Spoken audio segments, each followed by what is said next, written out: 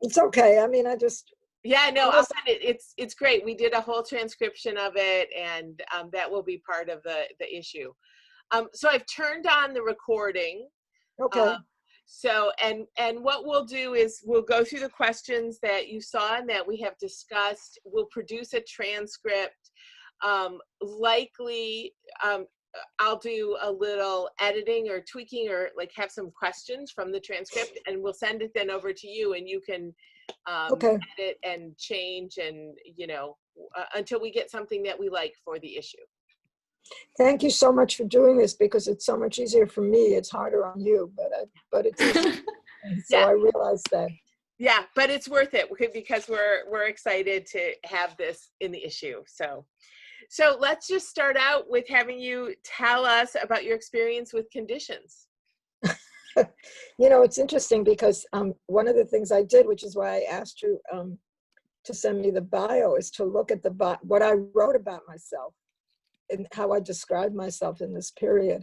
So, and I have to say, the one you sent me just now just shocked me, totally shocked me, about saying I primarily write about being alone. And that was in 1977, when I think I just moved in with Rima.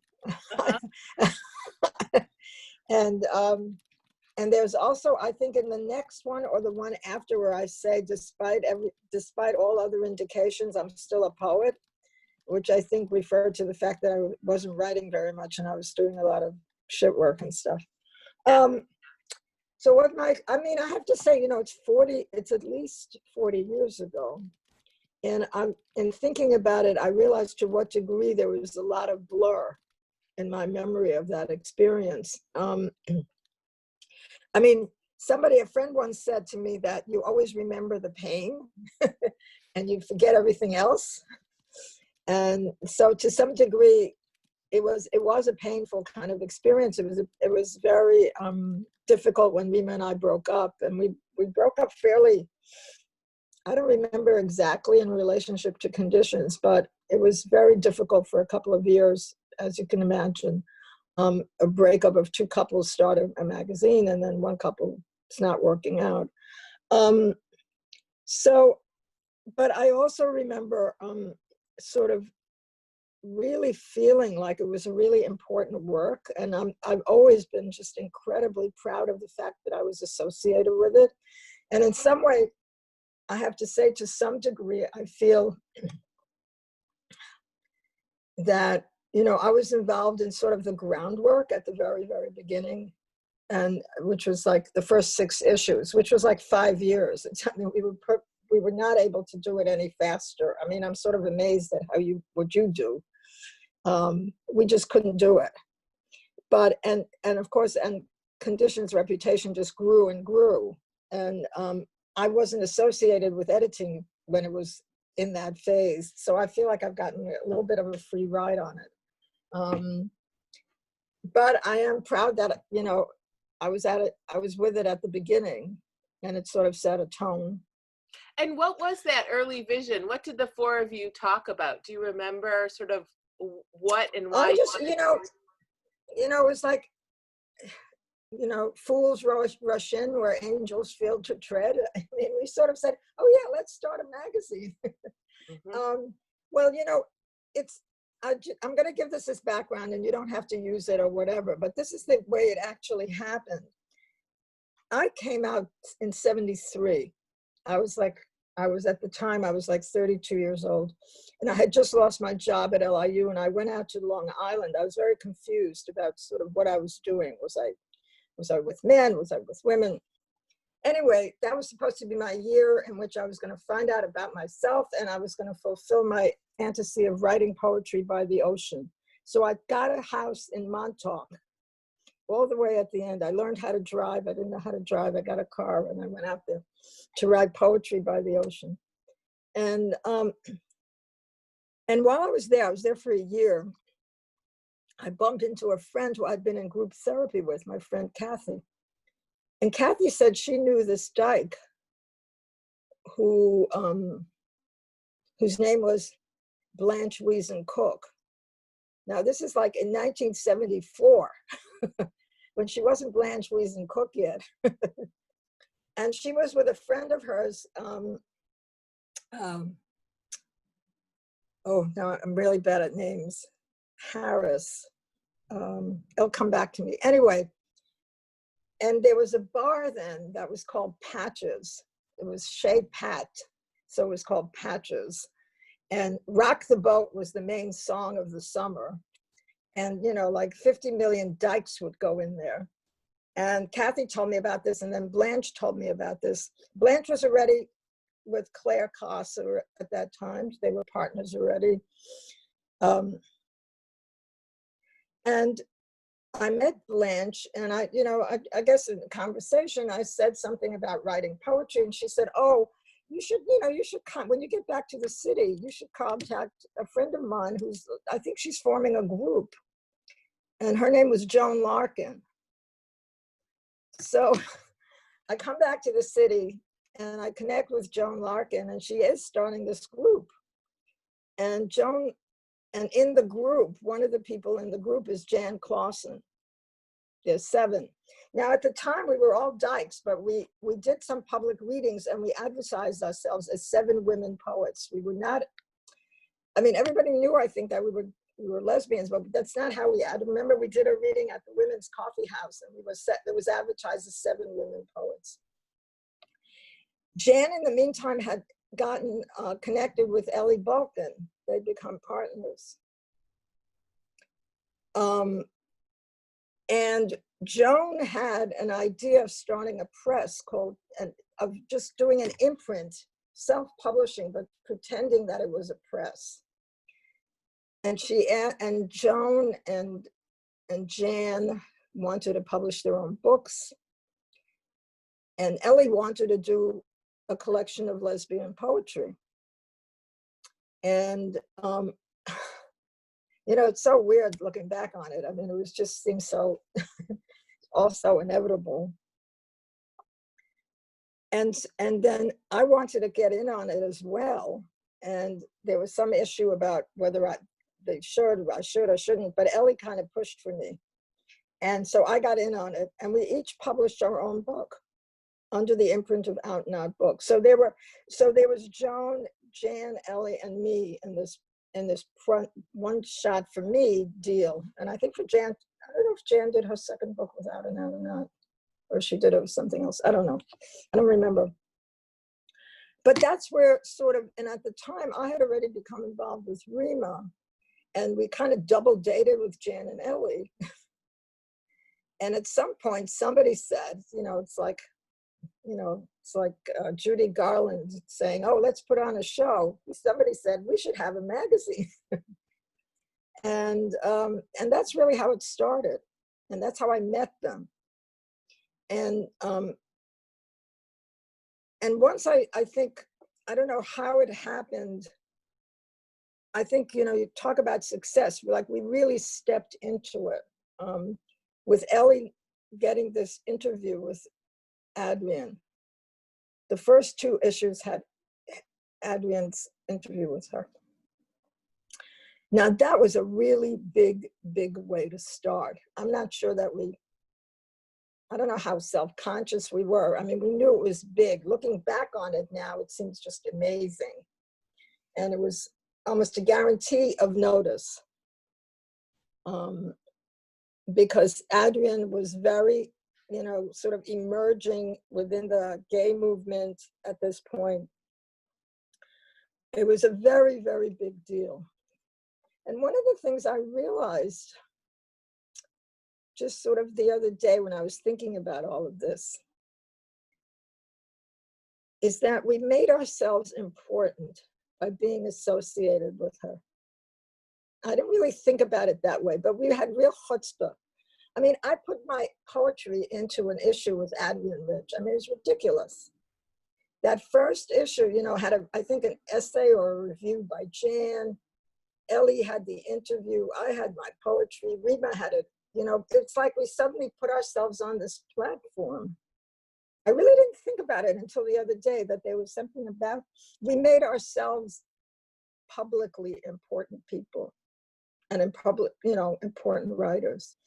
And so that I think was really, I mean, I don't know, I have to say, I don't know how Ellie got the interview, but I would imagine, I mean, I also, because I had the contact with Blanche, it was also a connection to Audre Lorde.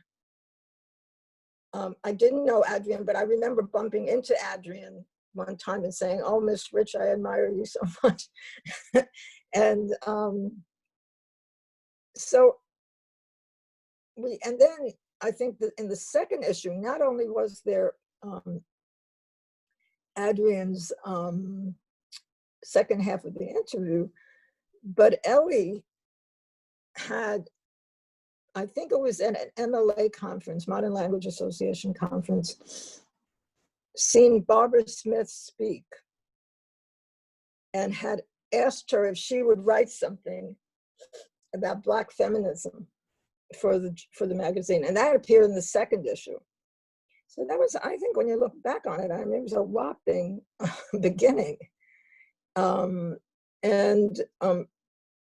think, I don't know whether other people realized it, but I never quite at the time, I think, realized that people started to look at me differently in a way, as someone who had some power in terms of the, you know, and I think that was true of all of us. I think we just became suddenly important, both as editors and as individual writers. It was an enormous boost.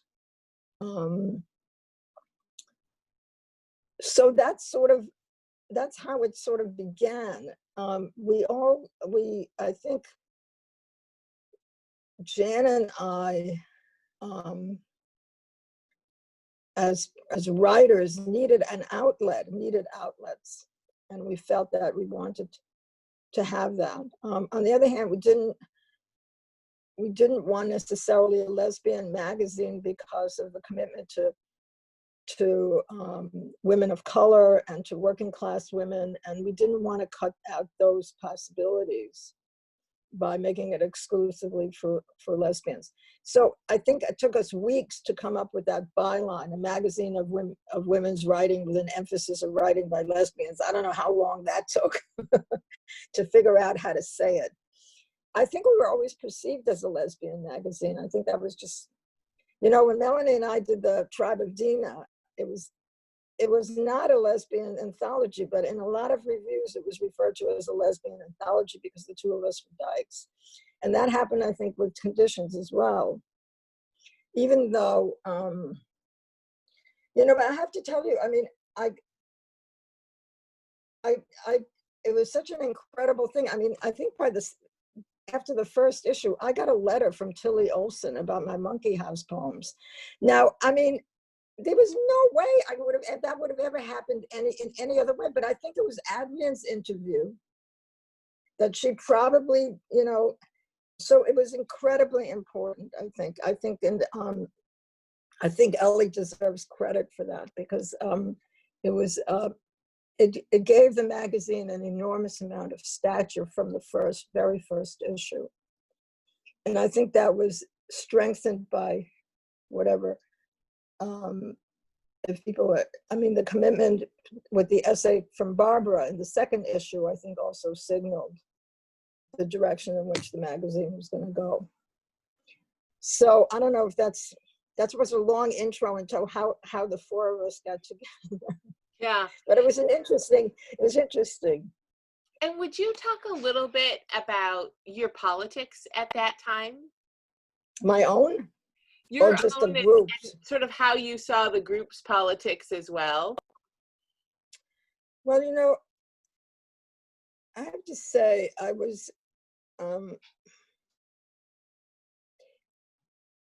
it was a very difficult and in some way really kind of exhilarating, but also difficult period for me. I was raised very much in a very closed Holocaust survivor community. And my focus was for my first 3 decades was mainly sort of the Holocaust. It wasn't even American anti-Semitism. It was really the war in Europe. I had to do a lot of therapy around it. And I had all kinds of weird dates in my life that I had to sort of pass through. It was rites of passage, and getting past my 30th birthday was very difficult for me. So the 30s were sort of me waking up kind of, and coming out of that. And I really feel that it was getting involved with gays and lesbians that I finally kind of landed in America. I don't know quite how else to put it. Though I was conscious of it. I mean, when I wrote Bashet, I sort of did a summary of that. And so I was really learning about, I mean, I think starting when I went to Chicago in my early 20s, where I was still in a lot of turmoil about where I was and what I was doing historically. I mean, I was raised in very socialist-minded, the Jewish labor bond. I mean, it was all very important to me, and it was my grounding. I had I had a kind of working class view. Was very self-conscious about being, coming from sort of working class background and from a socialist background. But I hadn't really experienced it as an American experience. It was all kind of rooted for me in Europe. And I think on Conditions, whereas I think I had started thinking about that quite a few years before, it was with Conditions that I started thinking about it sort of with me engaged in some way. With the American experience. So that's where I was coming from. But I was also I had struggled through a PhD. I hated graduate school, but I got my PhD like a good person that my mother wanted me to be. And I had gotten my first full-time teaching job at LIU, and which turned out to be my last full-time teaching job after the four years. I lost my job, and I was back doing a lot of office work and shoot work. And I was also getting more involved in sort of Jewish things, more contemporary. I was becoming more conscious of Yiddish culture, which I had been raised with, but which I had ignored for at least more than a decade.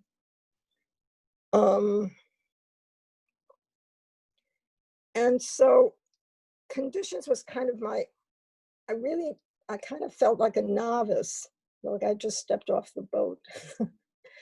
And in some ways I had. And so it was partly a learning experience for me in terms of my politics. I was confused, I think, by a lot of the strains within the women's movement. There was like big emphasis, for example, on downward mobility, which I thought was just absurd. And I just didn't understand it. I didn't understand. And I met people who were embarrassed by their PhD to the degree that when I did out and out books, I think I left out the fact that I had a PhD, not because I thought I just wasn't important, but because I thought I should be ashamed of it, which was, I mean, given that I was in my early 30s, was kind of stupid. I mean, I was really a slow learner, but I was not very confident. So I was both in sympathy and at the same time confused by the new landscape in which I found myself. I think it was difficult. And it was interesting because, very recently there was a program I attended, or I was a part of, about it. I don't know, God, it seems like another planet, about 6 months ago. And it was about the Jewish labor bond and the influence it had on me. And one of the things that I said then was that, unlike my parents, who were socialists in Poland between the war, my main focus was not anti-Semitism as an activist, but it was, me personally, was homophobia. And that was very different. They didn't even, my parents in the 30s wouldn't have even thought about such a thing.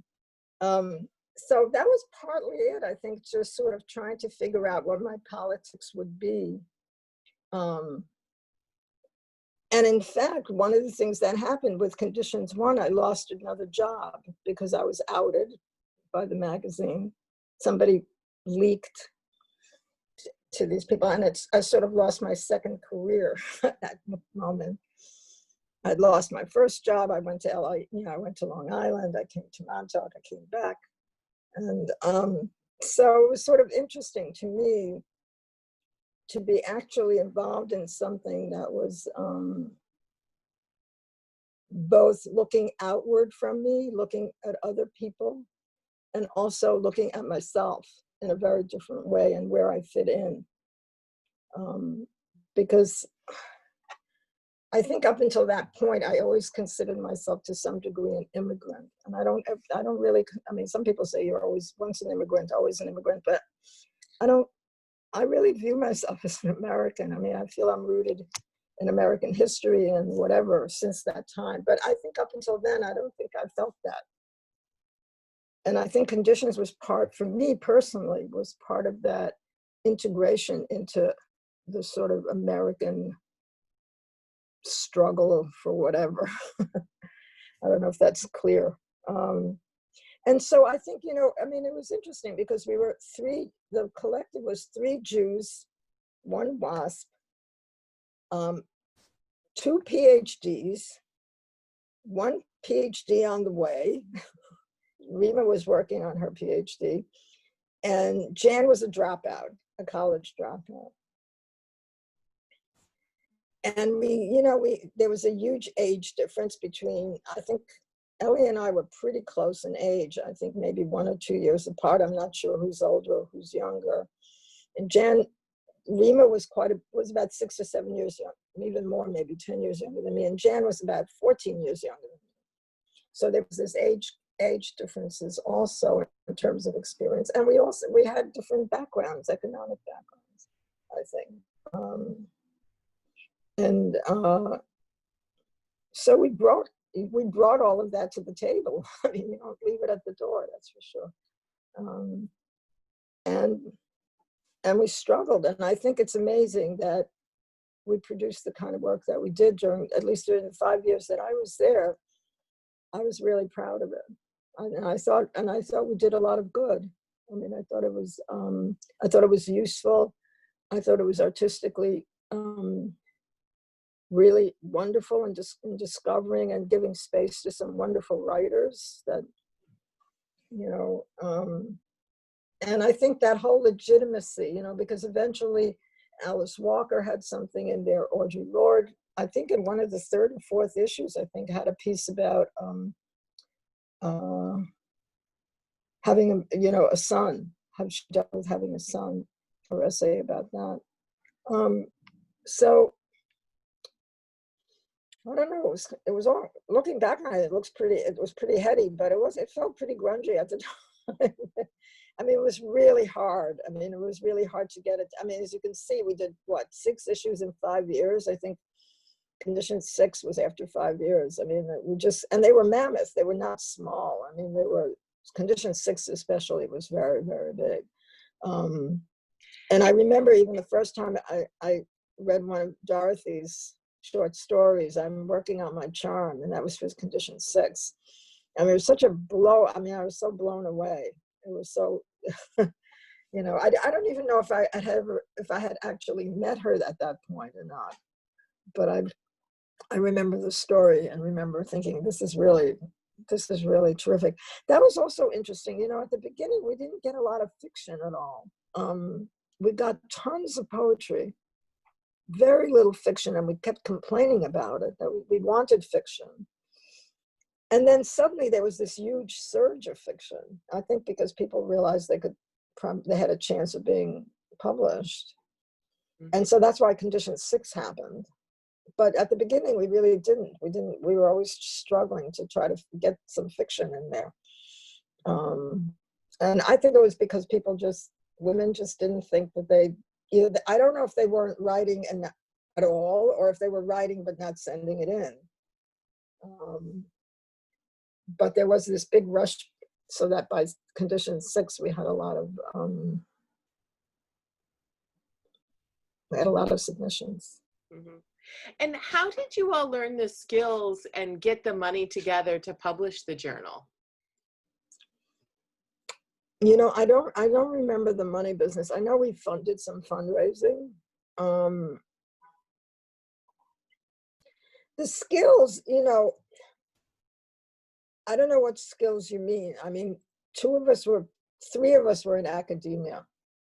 I mean, so we had had that experience. I mean, in terms of how to put something to, I don't know. And I think there was there was this tug between wanting it to be a really high standard and also wanting to let in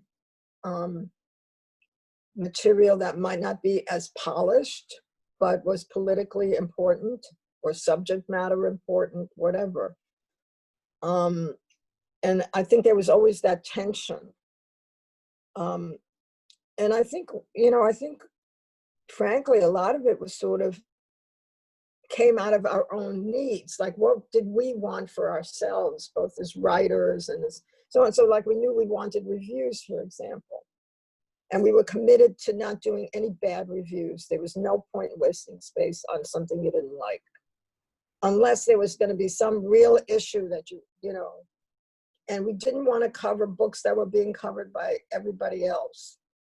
We really wanted to be a vehicle for people to begin noticed and for their work to be taken seriously. So that was really important, reviews. And they were really a pain because we had to deal with people, I mean, I don't know it's just a pain. Because you say to somebody and then they don't do it, or they do it and they don't do it the way you wanted them to do it. And nobody wanted to deal with, none of us wanted to be the ones to deal with with reviews. But it was important. We wanted to have essays. We really wanted to have a diversified, we wanted fiction, poetry, essays on important political issues, and the reviews. And so that the reviews were, God knows, that was a pain. It was an agony for sometimes try to get it out. And I don't know, I remember Enid Dame. I don't know if you know her work. Enid Dame, she was a wonderful poet, just wonderful. We published a lot of her work. And I met her in Park Slope one time, and she started practically to cry because she hated her review. And I went back to look at it, and I thought, well, yeah, it's not as good as it really should be. And I remember I talked about it because I was upset because she was upset. I mean, it was terrible to meet her in the street and have her that upset. So yeah, the reviews were, I think, really, really important. And I mean, one of the big issues that we had, even with out and out books, was distribution. And I remember that we went with conditions to the 8th Street bookstore in Manhattan, which had a wonderful basement of all kinds of alternative journals and magazines. One of the only kind of mainstream, I think, bookstores. And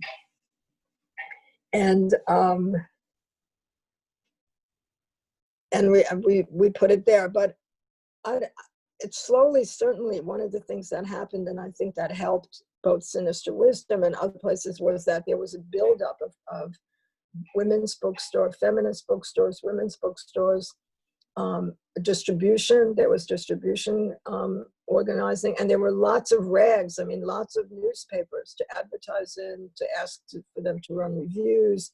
I mean, that was really important in terms of spreading. But I mean, this is without the internet. This is all with mail and mailboxes, and so I don't know the answer. I don't know. Maybe Ellie and Jana Rima remember the money thing. I know we were always struggling, and I don't remember. I know we must have fundraised, and I certainly wouldn't be surprised if some big names gave us some money. Because but we did win. We did win this New York State literary grant, which was quite the only time that we got kind of money for ourselves a little bit. So I don't remember, Julie. I just don't. Yeah. I've written about the NISCA grant that you all got, because it was the second round of those grants, and the first round didn't include any women editors. Oh, is that true? Is that And what happened? yeah, and so then there was like a bunch of organizing and outrage, and then conditions got. Really? I think Oh, that was right. Yeah, I think that would have been in 80 or 81. So it was probably right as you were leaving the journal and it going. was still when I know it was still when I was working on it, because I remember I took a leave of absence after condition 6. That's when I took my leave of absence. Uh-huh. And Judy and I actually, I think that was the year that we left New York. I was really deeply unhappy. I mean, I was shocked that in one of the bios I wrote something like, I think I said this before, but I was that open about it, that despite all signs to the contrary, Irena's still a poet. I mean, I was working in a law office from 9 to 5. I just hated it in Manhattan. I had to commute. I mean, it sucked me dry, and I was miserable. And so I decided, and things were tense because of Rima's and my breakup and stuff like that. And so I decided to take a leave of absence. I thought, this is so painful at this point. But I was afraid to totally close the door immediately because I didn't want to have regrets. So Mm-hmm. I thought a leave of absence. And I called them after a year. I was comfortable with it and said, it's time for me to leave. And that was a good decision. And they Conditions published me. They published my works on it, I think a couple of issues later.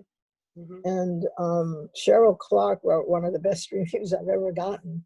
And one of the, I don't remember which, it was just a wonderful review. It's always stayed with me. I thought it was so generous of her. So it's not like it was a total break, with. Mm-hmm.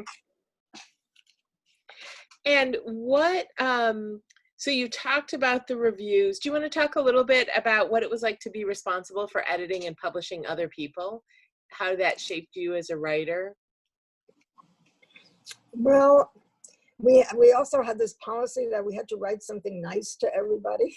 I don't know whether we got really tired.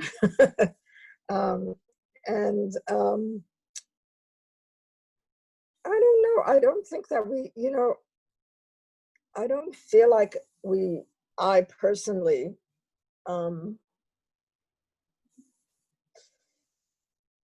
I didn't feel like I had people's fate in my hands in that sense. I didn't feel it that way, but I did feel a responsibility. And I felt one of the things that I really liked about doing this was I was really liked finding something that I really liked. And that was always very exciting, to discover something that you really liked and you say, oh my God, this is great. Let's use it. That's the part I remember. I mean, some of it, it's like anything, it's like in a classroom also, you have that. You have some students really are just sparking all the time, and other students are more, laid back and not as engaged. And I think that's what happened to some of it. And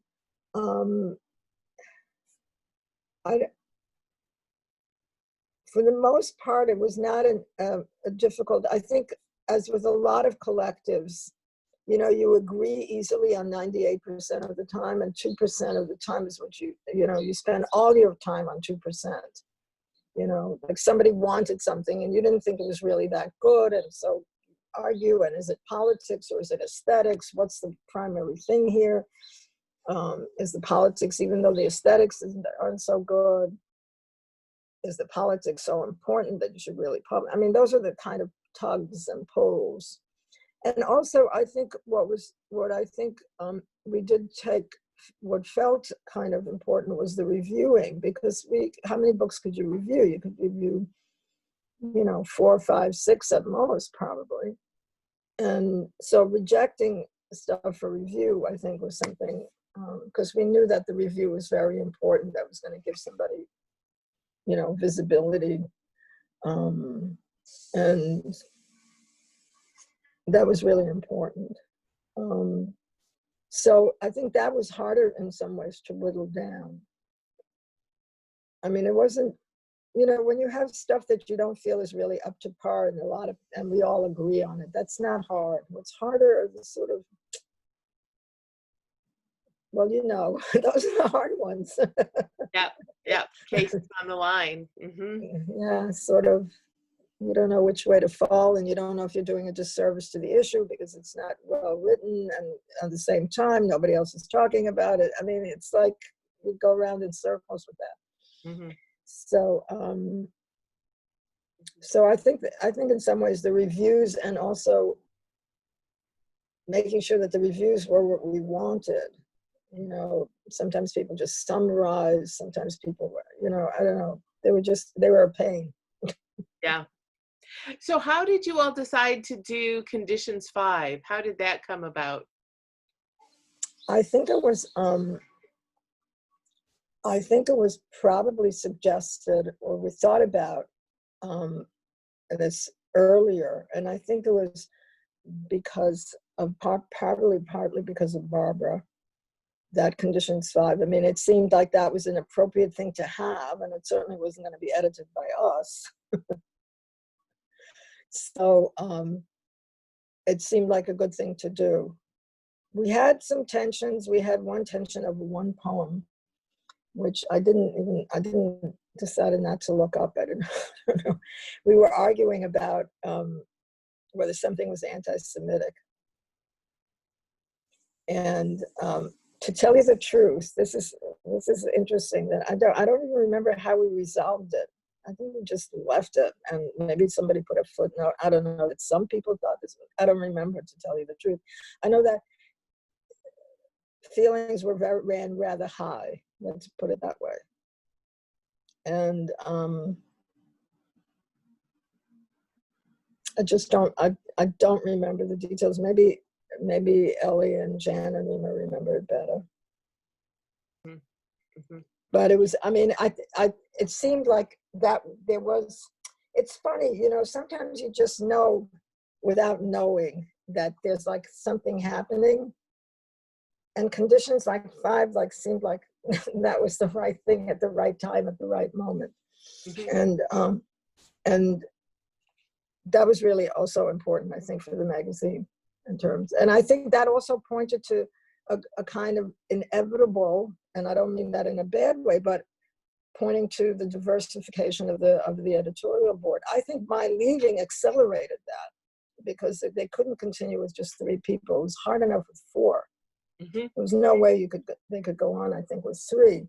So in that sense, I think accelerated it. But if I had stayed, I'm sure that it was just, we couldn't have continued with 4 either.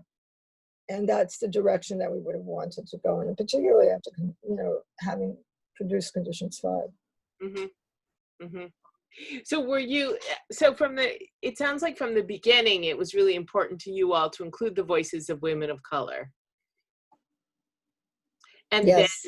then, and very much also working class women, and the experience of working class women. It was very important. And then Condition 5 was published, and then the editorial board opens up and diversifies. So, but you were gone when those discussions were happening? No, none of that was happening yet when I was there. That's why I think it accelerated it when I left. But I really think that it would have happened. I mean, first of all, I think the board needed to be bigger, period. I mean, we needed a bigger board. We needed more than 4 people working on this and killing themselves. And so and I think given that, we wouldn't have gotten, you know, 2 more Jews to be on it. You know, I mean, that's not what would have, it just would have happened anyway. Like I say, I think it just speeded it up. That's interesting. And it was also I think it was very fluid at the beginning. I think people didn't stay that long. There were people, I don't know that Jewel, for example, or Dorothy stayed that long on the committee. Cheryl stayed a while. Yeah, and I think Cheryl came on in late 81 and stayed till, it was from Cheryl that Cheryl had been paying for 15, 20 years for the storage of all of the documents and the old issues of Conditions. You're kidding. No, and so when I met her in like 2008 or 2009. and said, oh, okay. And I said, you know, like, I'd love access to the papers of conditions, because I wanted to write about it for my dissertation or some kind of academic article. And she was like, you know, all right, I'll do that, but I've been paying for the storage unit for 20 years. And so if we're going to do that, like, I'm going to get all these issues out of storage, and I want you to help me get rid of them. And it was 23 boxes of issues. I mean, it was this, wow. It filled my little car. Like, I met her up in Jersey City. So you have all of them now? We put them all in homes. Like, we put them all, we put them in academic libraries. We did like full sets. Like, they weren't full runs. There were a couple, Obvious 5 was sold out and some other things, but we put together full sets, and she emailed like all the people she knew in academia, and we shipped them out to people. And then we gave free classroom sets to people to teach. Wow. And so I had just a small supply that I had actually saved to do this project that we're now working on. Like, I always had in mind, you know, wow. like, let's do something about this. So yeah. So, but Cheryl was a shark, you know. I was like, can I look at the papers? And she was like, you can look at them, but only to get rid of these 23 boxes of back issues. Wow. Wow. So that was really good. How, in retrospect, or even at the time, how did you compare conditions with other, there's so much feminist and lesbian publishing happening at the time, right? And particularly in New York. I mean, that's where Azalea was, Heresies was there, lots of, you know, and then lots of other smaller, Cheryl and I were talking the other day about Lady Unique Inclination of the Night, a small journal that was published out of New Brunswick. How were you sort of thinking? Were you reading all of the other stuff? How do you think about it in relationship with it?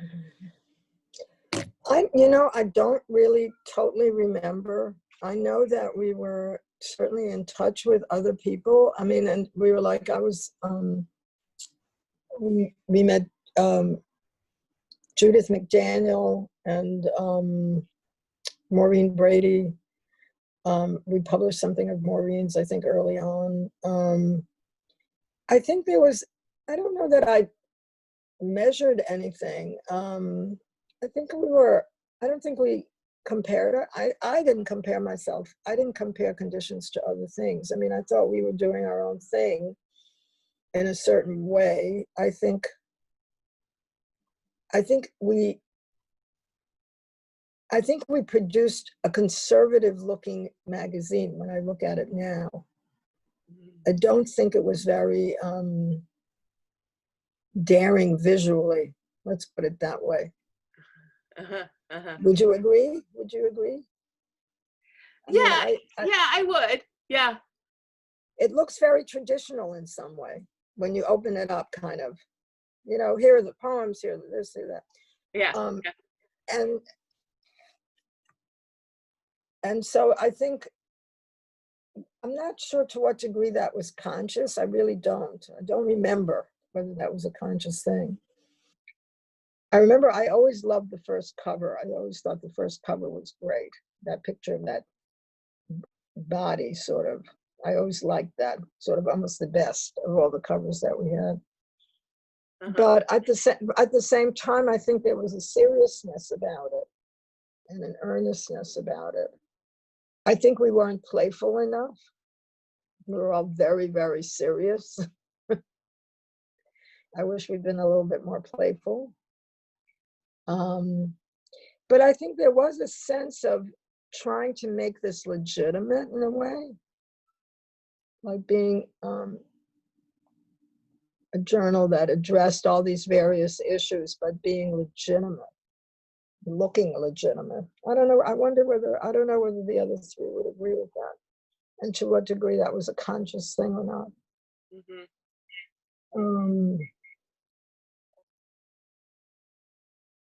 I mean, when I look at Well, you know, when you looked at, I mean, when you look at, for example, what is it, Alison Bechdel's comic book, Dykes, what Dykes is to it? watch out for. The what? Oh, Dykes to what watch is it? out for. Dykes to watch out for. Yeah, Dykes to watch out for. I mean, and that's really interesting to look at. I mean, because it's so incredibly political and so incredibly at the same time irreverent, and so trying to being a comic strip and being at the same time so utterly serious. I mean, we didn't have that. We didn't have much of a sense of humor, I think. Mm-hmm. Mm-hmm. Although Allison really does come into that almost a full decade later. You know, that really emerges. That's true. 84, It's true. 85, 86. Yeah. We were much more, I mean, I think that we projected a sense of responsibility, kind of. This is serious. Mm-hmm. This is, you've got, you know, this is serious business that we're talking about. Mm-hmm. And I think we felt it. I mean, there wasn't a put on. I think we felt a kind of responsibility. Mm-hmm. And that it was important to reach out. At the same time, you know, if you think about it, Adrienne Rich was not out there somewhere. You know, we weren't using somebody who was flailing, you know, but we were very, very serious. We were very, at that period, there was enormous hostility to the mainstream, to mainstream publishing. Jan, I remember, put out some kind of a questionnaire that she sent out to writers asking whether they would consider even publishing with the mainstream. Rita Mae Brown was the worst thing that ever could, you know, betrayed all of us by going mainstream. But at the same time, I think that we were trying to go mainstream a little bit. You know, I think maybe we were passing, I don't know, a little bit. Interesting. Not completely, but just a little bit. I think we wanted to be respectable. And the magazine was very respectable, I think. But that respectability belied people like, you know, Barbara Smith and Dorothy Allison, and I mean, we published some really incredible people that had not been heard from before. So, I mean, it really provided a platform to a cast of feminist voices that become significant over the next 2 decades. I know, it's, you know, Gloria was in it. I mean, we had Gloria. I mean, it was just, I mean, it was really unbelievable. And it always amazes me, you know, people that you don't really understand how much talent there is that's, you know, that's totally suppressed. I mean, in '79, when Tilly Olsen published Silences, it was a very important book for me. And she talks about these various ways that working class, and she includes men in them. I mean, she talks about, you know, Herman Melville in there, that men, women, and so on are economically, you know, suppressed from creativity. I mean, her own life was sort of an example of that. And it's true. And I think when you open up, especially if you open up in areas that have been silenced, there is going to be a flood of incredible talent. And you try to get the best of that, but it's also true, that, sometimes people said that, oh, this wasn't so good or that wasn't so good and so on. When you think about one of my big shocks in graduate school, I was very naive when I went to graduate school. I just wanted to get out of New York, so I went to Chicago to graduate school. And I went because I like to read. Well, what they wanted me to read in graduate school turned out not to be so much fun. And I was shocked at how much cruddy literature I had to read to sort of make myself, I don't know, legitimate or something. And I was just shocked at it. And, you had to, if you're going to study the Romantics, you have to read all the crummy stuff that came before the Romantics. If you're going to read the great Victorian novel, you got to read all the crummy novels that came before it, that it was an improvement on. So, but it's actually true that unless you have places where lots of people, the weaker ones and the really strong ones appear, you're never going to get. This is the free flow. This is the flow of ideas, that even sometimes a weak piece can trigger something really terrific, both in the person who wrote it or possibly in someone else who picks up on something in that weaker piece that's important to them, Mm-hmm. And that's a process that, you really realize, I think, when you're editing a magazine, because you realize, I think, that there is this interchange and this flow of what I would call not bad writing, but weaker writing, and something that's not fully, artistically what you want it to be, and something better, but that you almost need that other work for something to develop and evolve, Mm-hmm. Mm-hmm. And I think that's also a function of the magazine, that not everything in it has to be absolutely. I mean, I like the New Yorker. I like about, I would say, maybe 25% of the New Yorker when I read it. But I think, I'm grateful for the 25%, because I figure if the other 75 wasn't there, I wouldn't be able to read the 25. Mm-hmm. So yeah. But it's always, it's a dilemma about when there are few options and you have limited space. Who are you going to represent? Who are you going to give space to? Who are you going to give that microphone to for that 2 minutes that they have it? Mm-hmm. And it's a responsibility, but it wasn't all. I mean, like I say, the 2% was always the difficult stuff. That was always spent out. But the good stuff, everybody recognizes it. This is terrific. We don't have to talk about it. Mm-hmm. So how did this work? Like you had this pivotal 5 or 6 years of engagement with this magazine that, I mean, I think it cannot be stated strongly enough how profoundly influential Conditions was to literature writ large, to women writers during the 80s and the 90s. I mean, there's just so much stuff that traces back to this journal.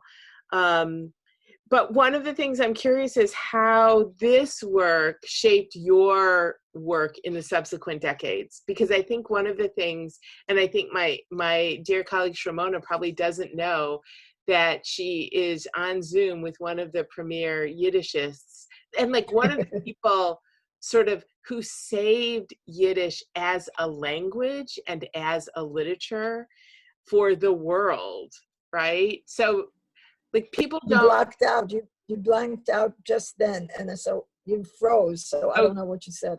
Sorry, I said you're the person who sort of saved Yiddish as a language and as a literature for the world.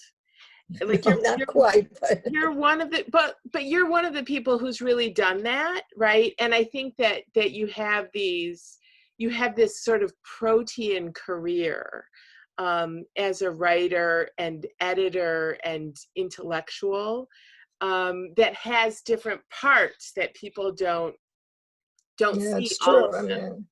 And so, I'm just kind of curious how how you knit this work with some of your later work?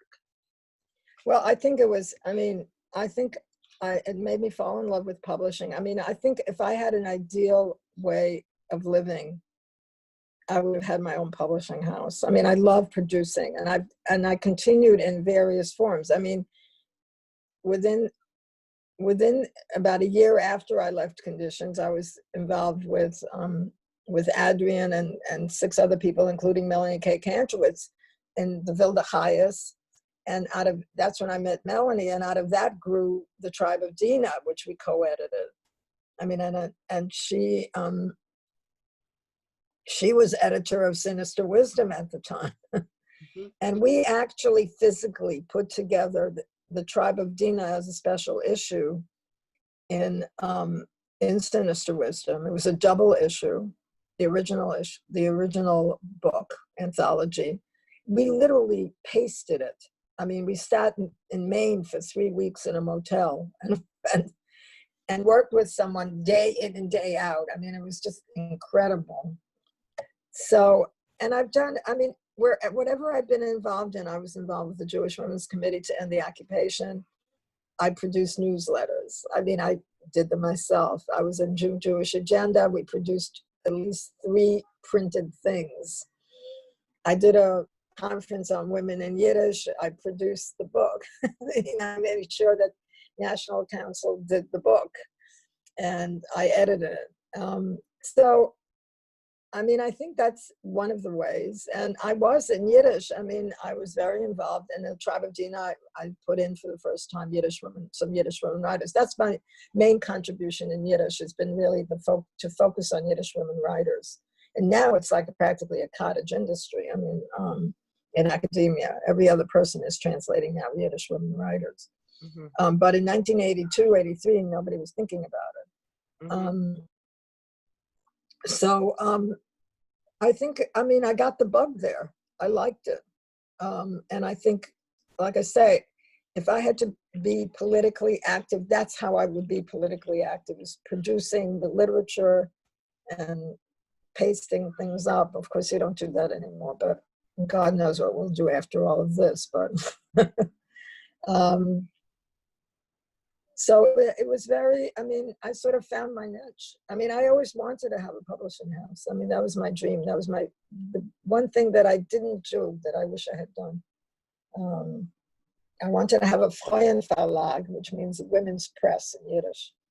With the 2 phase, I even saw the logo. I could already see the logo. You still can do it. Yeah, I guess. Yeah. I don't know. We'll see. Yeah. But no, I mean, I think I have a talent for it, and I enjoy it. There's something about it, and it's literary. There's something very exciting about it, and about getting things out to the world. And getting them out in an aesthetic and kind of nice looking way. So yeah, I mean, I think, and a lot of my work after Conditions was involved with Yiddish and feminism and gays in the Jewish community and lesbians in the Jewish community. And then I got totally sidetracked, unfortunately, no, we won't put it that way, but I got sidetracked, or I didn't get sidetracked. I started working on the Middle East Women and Peace, which has been extremely successful. And I'm joking, sort of, yeah. Well, we all have work that can't get done in our lifetime. Well, we've all done work that's been totally either fruitless or being undone. And, it's really interesting, though. I have to say, my students often I used to hear this a lot with students. Oh, there's only 2 or 3 of us, and they're like, we're so small, and what can we start? And we don't want to do it, and this and that. And I thought, just start it, just do it. And I think about, things like Conditions or Kitchen Table, And I think about Gloria's 60,000 copies of Borderlands or something. I mean, and that was started by a bunch of people sitting, a bunch of women sitting around a kitchen table or sitting around, on a double date and saying, oh, okay, let's do a magazine. I mean, it's amazing what you can do. And it's always very defeating, I think, to think that far ahead, like, oh, we're not going to reach anybody. Do what you need to do. You have 3 people, work with 3 people. Put up a little card, say you want one more, I mean, it's the power of organizing, and of being able to get something done and getting it out there. And you can be very small and have enormous amount of influence. I mean, in the end, Conditions wasn't that big when you compare it to the Paris Review or the New York Review of Books. I mean, it wasn't that big. Mm-hmm. I don't know how many. I think we printed, when I was around, I don't think we printed more than 1,000 copies. I think Conditions 5 sold much more. I don't know whether Conditions 6, I think we upped it because we thought it would be popular. And I don't know what happened afterwards. But it was never, huge. You have those 23 boxes. It was never that huge, but the influence was enormous. Mm-hmm. And it was also one of those pass-arounds. One person subscribes and then shows it to other people. They don't necessarily, not everybody subscribes. Mm-hmm. So, but I think it's true, and I always believe that because, I was raised, like I said earlier, in the socialist environment of the Jewish Labor Bund. And the Jewish Labor Bund started in 1897 with 12 people in an attic in Vilna. That's how it was founded. And by the mid-30s, it was a mass movement, which is like 30 years later. And before that, and by the time that happened, it had schools and hospitals and libraries and all of that. So, I believe you can start small. You don't need to start with 100 people. In fact, you probably can't even get off the ground with 100 people. 3 people is 4 people. You can do it. Yeah. I think it could be, and it's not that hard to do. Just have to. It's very, and it's very ephemeral. I did a conference on women in Yiddish, and I think it was 96. I did it with National Council of Jewish Women. 400 people came to that, and there's still people tell me that was an important, it was one day, it was a 1.5 day event. Changed some people's lives, you don't know. You really don't know. Mm-hmm. You must feel that. As an editor, Julie, no? That you have this influence. And you change people's lives. Yeah. But you don't know it at the time. At the time, like, all you're thinking about is like, I got to get this proofread. Like this right. issue went out with this error and, like all this stuff. Yeah. Yeah. It's interesting. I once talked with Ilana about this issue of influence. We had a talk, and we talked about the fact that, we didn't conquer the country. We didn't change the country, but we changed people's lives. We changed women's lives. Mm-hmm. We definitely did that. Mm-hmm. And I have to say, there's a lot of panning, which really aggravates me about the second wave. It's, people laugh, people put it down, and all of that. Conditions came out of that, Sinister Wisdom came out of that. A lot of things came out of the second wave, and it's like, oh, it's laughable. Didn't have the right politics, didn't understand transgender, didn't do this, didn't do that. It did a lot, it did a lot. It wasn't perfect. No, Nothing's perfect. It's not perfect now either. Nothing's perfect, but it was very important, and I think it did change people's lives, and it did affect. It's quite remarkable, I think, when I look back on it. I feel, like I say, I feel in some ways I got a free ride because it continued and became so much more wonderful than when I experienced it. So in some ways I have a free ride, but I was glad I was in it at the beginning, and it really gave me the bug, definitely, to do other things like it. And I actually, as painful as it may be, I actually like working collectively. I don't necessarily like working stuff alone. I think being a writer is lonely enough. I don't need another task to be lonely with. Um, and so I think working collectively, I think changing and arguing is good. I think disagreeing is good. I mean, it's not great if you're always in agreement. But it's not easy. And sometimes I say I'm too old for it. Maybe I am, maybe I'm not. I don't know. I'm not going to test myself. Yeah. Well, good. Anything else that you want to add before we wrap up? God, I don't know I feel like I've been very vague because I don't really remember all that much. No, I don't know. You haven't been vague at all. It's been delightful. Oh, okay. I don't know. I want to read what the others have to say. I'm very curious.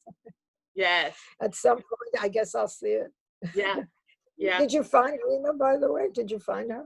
So I did find Rima. So I sent letters to Rima and she emailed me, and I'm going to, she said, I'm really busy right now. I need to think about this. And then it's coming around that time where I'll follow up with her. So I'm hoping that she'll do something for it. It would be good if all four of us had something. I'm sure Ellie and Jan are doing something. Well, Jan's writing something. Ellie sent this correspondence, which we now have transcribed, which I'll send along to you, that tells part of the origin story. Does she tell it the same way I do, or does she remember it differently? It's interesting.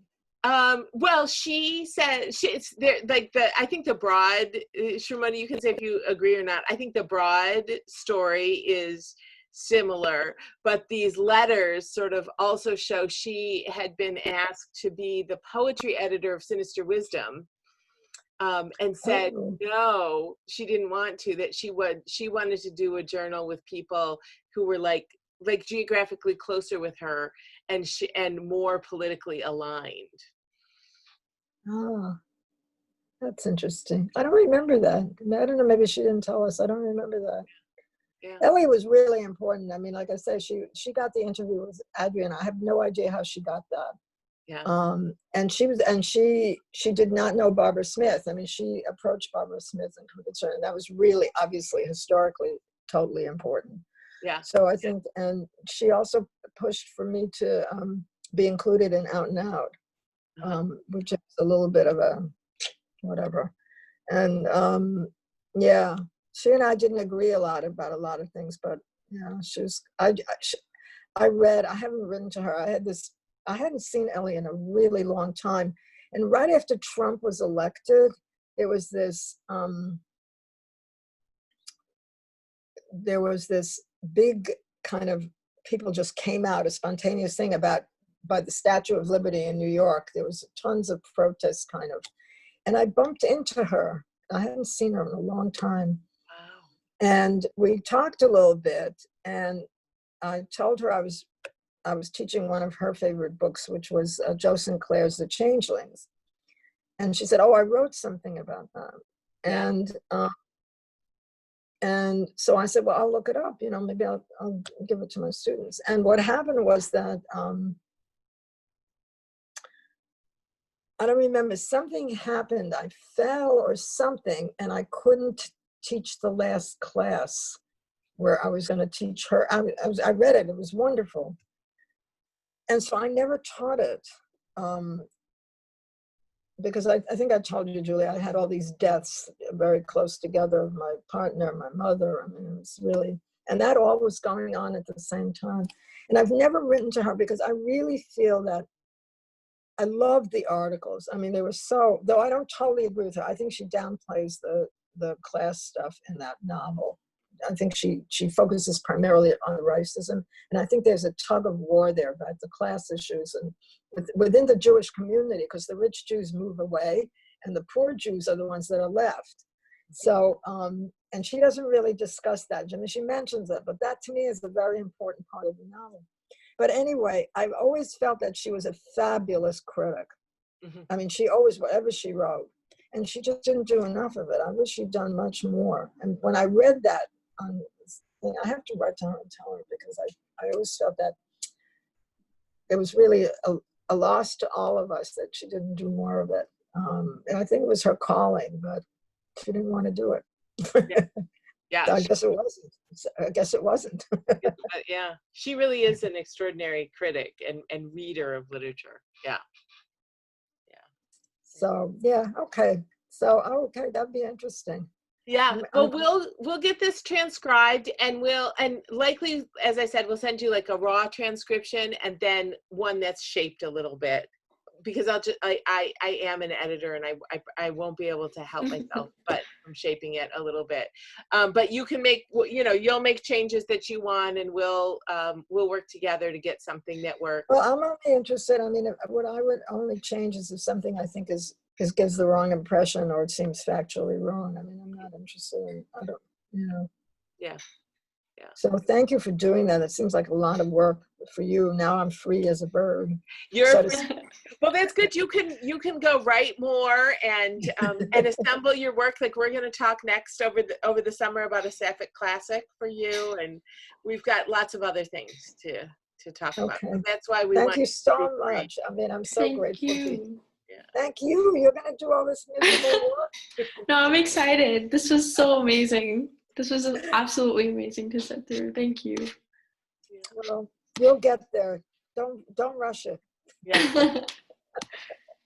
Exactly. All right. Thank you both. And